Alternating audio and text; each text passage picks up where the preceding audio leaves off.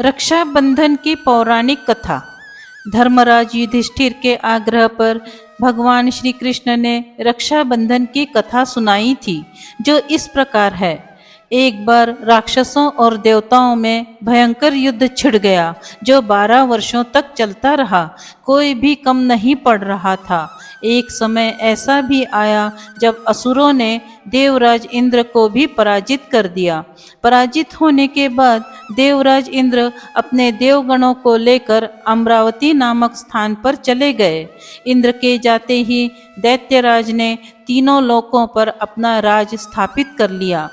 इसके साथ ही राक्षस राज ने यह घोषणा कर दी कि कोई भी देवता उसके राज्य में प्रवेश न करे और कोई भी व्यक्ति धर्म कर्म के कार्यों में हिस्सा न ले।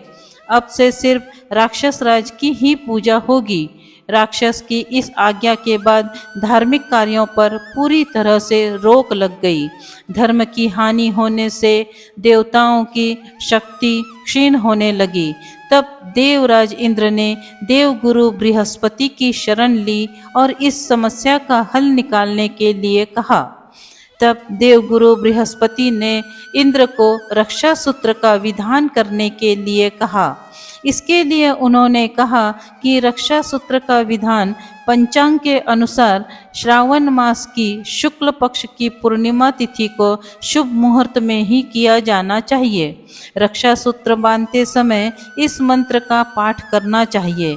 येन बद्धो बलिर्राजा दानवेंद्रो महाबलः तेन त्वामभिवध्वामि रक्षे माचलः। देवगुरु बृहस्पति के कहे अनुसार इंद्र की पत्नी इंद्राणी ने सावन मास की शुक्ल पूर्णिमा के शुभ मुहूर्त पर इंद्र की दाहिनी कलाई पर विधि विधान से रक्षा सूत्र बांधा और युद्ध भूमि में लड़ने के लिए भेज दिया। रक्षा सूत्र यानी रक्षा बंधन के प्रभाव से राक्षस पराजित हुए और देवराज इंद्र को पुनः खोया हुआ राज्य और सम्मान प्राप्त हुआ। मान्यता है कि इस दिन से रक्षाबंधन की परंपरा आरंभ हुई। यदि आपको ये पौराणिक कहानी अच्छी लगी हो तो प्लीज़ इसे लाइक करें, शेयर करें और इस चैनल को सब्सक्राइब करें। धन्यवाद।